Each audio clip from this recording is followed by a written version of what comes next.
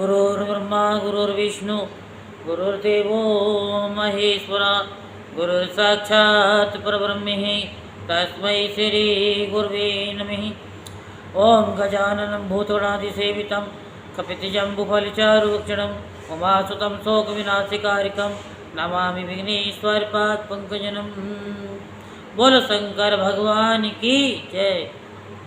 आज हम आपको शिव पुराण में परम धर्म का प्रतिपादन और सेवागम के अनुसार पाशुपत ज्ञान तथा उसके साधनों का वर्णन की कथा विस्तार पूर्वक सुनाते हैं। तो आप सभी मन को एकाग्र करके शांति पूर्वक कथा को श्रवण करेंगे और धर्म लाभ प्राप्त करेंगे। वायुदेव वह कौन सा श्रेष्ठ अनुष्ठान है? ऋषियों ने पूछा कि वायुदेव वह कौन सा श्रेष्ठ अनुष्ठान है जो मोक्ष स्वरूप ज्ञान को अपरोक्ष कर देता है, उसको और उसके साधनों को आज आप हमें बताने की कृपा करें। वायु ने कहा, भगवान शिव का बताया हुआ जो परम धर्म है उसी को श्रेष्ठ अनुष्ठान कहा गया है। उसके सिद्ध होने पर साक्षात मोक्षदायक से अपरोक्ष हो जाते हैं। वे परम धर्म पांचों पर्वों के कारण क्रमशः 5 प्रकार का जानना चाहिए। उन पर्वों के नाम हैं क्रिया, तप, जप, ध्यान और ज्ञान। ये उत्तरोत्तर श्रेष्ठ हैं। उन उत्कृष्ट साधनों से सिद्ध हुआ धर्म परम धर्म माना गया है, जहाँ परोक्ष ज्ञान भी अपरोक्ष ज्ञान होकर मोक्षदायक होता है। वैदिक धर्म 2 प्रकार के बताए गए हैं, परम और अपरम। धर्म शब्द से प्रतिपाद्य अर्थ में हमारे लिए श्रुति ही प्रमाण है। योग प्रयत्न जो परम धर्म है वह श्रुतियों के शिरोभूत उपनिषद में वर्णित है, और जो अपरम धर्म है वह उसके अपेक्षा नीचे श्रुति के मुख भाग से अर्थात संहिता मंत्रों द्वारा प्रतिपादित हुआ है, जिसमें पशुवध जीवों का अधिकार नहीं है। वह वेदांत वर्णित धर्म परम धर्म माना गया है। उससे भिन्न जो यज्ञ यज्ञादि हैं उसमें सबका अधिकार होने से वह साधारण या अपरम धर्म कहलाता है। जो अपरम धर्म है वही परम धर्म का साधन है। धर्म शास्त्र आदि के द्वारा उसका सम्यक रूप से विस्तार पूर्वक सांगोपांग निरूपण हुआ है। भगवान शिव के द्वारा प्रतिपादित जो परम धर्म है उसी का नाम श्रेष्ठ अनुष्ठान है। इतिहास और पुराणों द्वारा उसका किसी प्रकार विस्तार हुआ है, परंतु शिव शास्त्रों द्वारा उसके विस्तार का सांगोपांग निरूपण किया गया है। वही उसके स्वरूप का सम्यक रूप से प्रतिपादन हुआ है। साथ ही उसके संस्कार और अधिकार भी सम्यक रूप से विस्तार पूर्वक बताए गए हैं। शिव आगम के 2 भेद हैं, स्रोत और अस्रोत। जो श्रुति के सार तत्व से संपन्न है वह संस्कार संपन्न स्रोत है, और जो स्वतंत्र है वह अस्रोत माना गया है। स्वतंत्र सेवागम पहले 10 प्रकार का था, फिर 18 प्रकार का हुआ, फिर कामिक आदि संज्ञाओं से सिद्ध होकर सिद्धांत नाम धारण करता है। श्रुति सार में जो शिव शास्त्र है उसका विस्तार 100 करोड़ श्लोकों में किया गया है। उसी में उत्कृष्ट पाशुपत व्रत और पाशुपत ज्ञान का वर्णन किया गया है। युग युग में होने वाले शिष्यों को उसका उपदेश देने के लिए भगवान शिव स्वयं ही योगाचार्य रूप से जहाँ तहाँ अवतीर्ण हो उसका प्रचार करते हैं। इस शिव शास्त्र को संक्षिप्त करके उसके सिद्धांत का प्रवचन करने वाले मुख्यतः 4 महर्षि हैं। रुरु, दधीचि, अगस्त्य और महायशस्वी उपमन्यु। उन्हें संहिताओं का प्रवर्तक पाशुपत जानना चाहिए।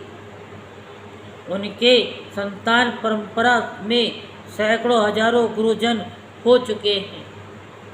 पाशुपत सिद्धांत में जो परम धर्म बताया गया है वह चार्या यानी चार्या, विद्या, क्रिया और योग, ये 4 पाद हैं। आदि 4 पादों के कारण 4 प्रकार का माना गया है। उन चारों में जो पाशुपत योग है वह दृढ़तापूर्वक शिव का साक्षात्कार कराने वाला है। इसलिए पाशुपत योग ही श्रेष्ठ अनुष्ठान माना गया है। उसमें भी ब्रह्मा जी ने जो उपाय बताया है उसका वर्णन किया जाता है। भगवान शिव के द्वारा परिकल्पित जो नामाष्टक में योग है उसके द्वारा सहसा सेवी प्रज्ञा का उदय होता है। उस प्रज्ञा द्वारा पुरुष शीघ्र ही सुस्थिर परम ज्ञान प्राप्त कर लेता है। जिसके हृदय में वह ज्ञान प्रतिष्ठित हो जाता है उसके ऊपर भगवान शिव प्रसन्न होते हैं। उनके कृपा प्रसाद से वह परम योग सिद्ध होता है जो शिव का अप्रोक्ष दर्शन कराता है। शिव के अप्रोक्ष ज्ञान से संसार बंधन का कारण दूर हो जाता है। इस प्रकार संसार से मुक्त हुआ पुरुष शिव के समान हो जाता है।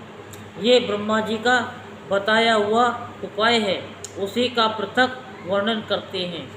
शिव, महेश्वर, रुद्र, विष्णु, पितामह, ब्रह्मा, संसार वैद्य, सर्वज्ञ और परमात्मा, ये मुख्यतः 8 नाम हैं। ये 8 मुख्य नाम शिव के प्रतिपादक हैं। इनमें से आदि के 5 नाम क्रमशः सांख्य, सीता आदि 5 कलाओं से संबंध रखते हैं और उन 5 उपाधियों को ग्रहण करने से सदाशिव आदि के बोधक होते हैं। उपाधि के निवृत्ति होने पर इन भेदों की निवृत्ति हो जाती है।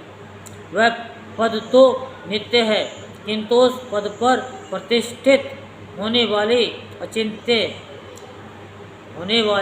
अनित्य कहे गए हैं। पदों का परिवर्तन होने पर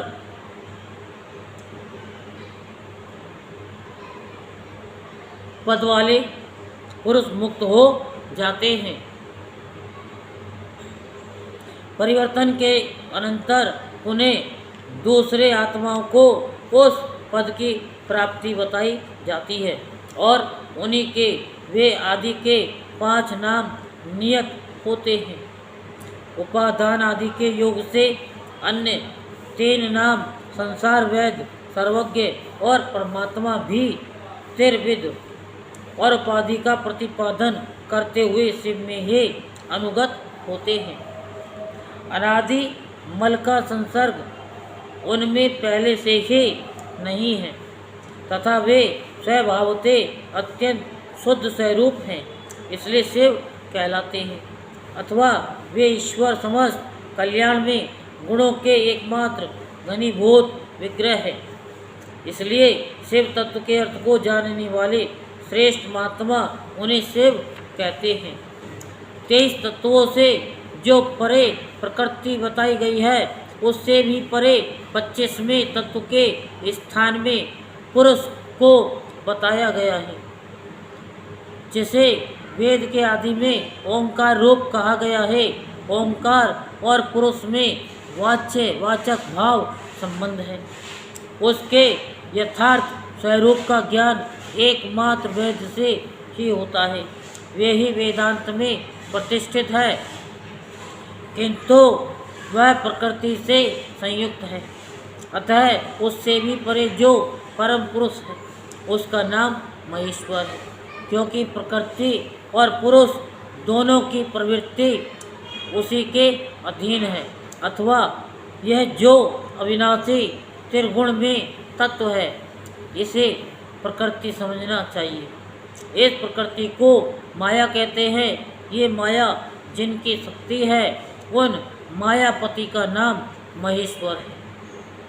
महेश्वर के संबंध से जो माया अथवा प्रकृति में क्षोभ उत्पन्न करते हैं, वे अनंत या विष्णु कहे गए हैं।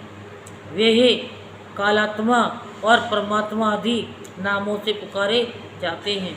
उन्हीं को स्थूल और सूक्ष्म रूप भी कहा गया है।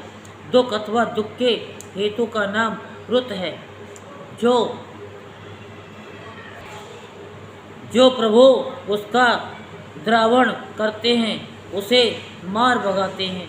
उन परम कारण शिव को साधु पुरुष रुद्र कहते हैं। कला काल आदि तत्वों से लेकर भूतों में पृथ्वी पर्यटन जो 36 तत्व हैं। 36 तत्व कौन कौन से होते हैं पता है? नहीं पता तुम बताओ। कला काल नियति विद्या राग प्रकृति और गुण, ये 7 तत्व, 5 तन्मात्रा, 10 इंद्रियां, 4 अंतःकरण, 5 शब्द आदि विषय तथा आकाश वायु तेज जल और पृथ्वी, ये 36 तत्व हैं। उन्हीं से शरीर बनता है। वो शरीर इंद्रिय आदि में जो तंद्रारहित हो व्यापक रूप स्थित है, वे भगवान शिव रुद्र कहे गए हैं। जगत के पिता रूप जो मूर्त्यात्मा हैं, उन सब के पिता के रूप में भगवान शिव विराजमान हैं, इसलिए वे पिता में कहे गए हैं। जैसे रोगों के निदान को जानने वाला वैद्य तदनुरूप और तदनुकूल उपायों और दवाओं से रोग को दूर कर देता है, उसी तरह ईश्वर लय योगाधिकार से सदा जड़ मूल सहित संसार रोग के निवृत्ति करते हैं। अतः संपूर्ण तत्वों के ज्ञाता विद्वान उन्हें संसार वेद कहते हैं। 10 विषयों के ज्ञान के लिए 10 इंद्रियों के होते हैं, और 10 इंद्रियों के होते हुए भी जीव तीनों कालों में होने वाले स्थूल सूक्ष्म पदार्थों को पूर्ण रूप से नहीं जानते, क्योंकि माया ने ही उन्हें मल से आवृत कर दिया है। परंतु भगवान सदाशिव संपूर्ण विषयों के ज्ञान के साधनभूत इंद्रियादि के न होने पर भी जो वस्तु जिस रूप में स्थित है, उसे उसी रूप में ठीक ठीक जानते हैं, इसलिए वे सर्वज्ञ कहलाते हैं। जो इन सभी उत्तम गुणों से नित्य संयुक्त होने के कारण सबके आत्मा हैं, जिनके लिए अपने से अतिरिक्त किसी दूसरे आत्मा की सत्ता नहीं है, वे भगवान शिव स्वयं ही क्या है? परमात्मा है।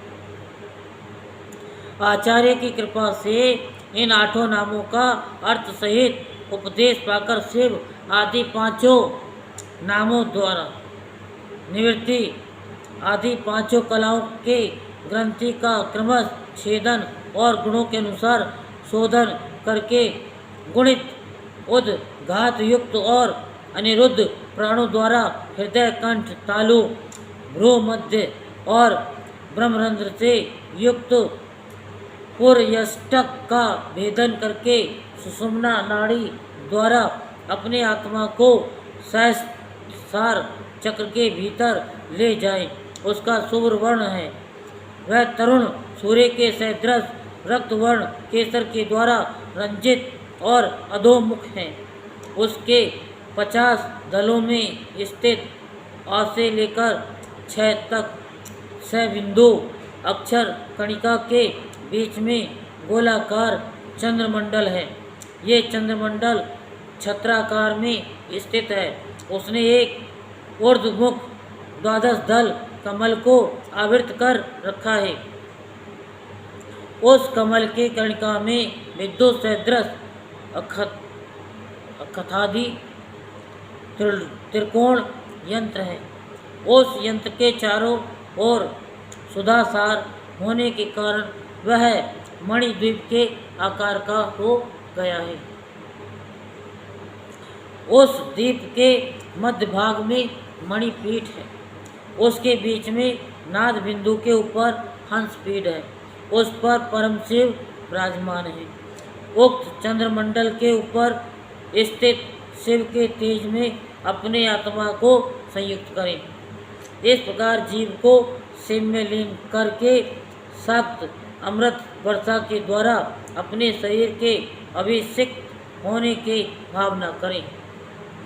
तत्पश्चात अमृत में विग्रह वाले अपने आत्मा को ब्रह्मरंध्र से उतारकर हृदय में द्वादश दल कमल के भीतर स्थित चंद्रमा से परे श्वेत कमल पर अर्धनारीश्वर रूप में विराजमान मनोहर आकृति वाले निर्मल देव भक्त वत्सल महादेव शंकर का चिंतन करें।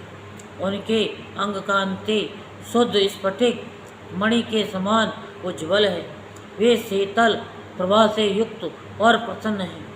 इस प्रकार मन ही मन ध्यान करके शांत चित्त हुआ मनुष्य शिव के 8 नामों द्वारा ही भाव में पुष्पों से उनकी पूजा करे। पूजन के अंत में पुनः प्राणायाम करके चित्त को भली भांति एकाग्र रखते हुए शिव नामष्टक का जप करे।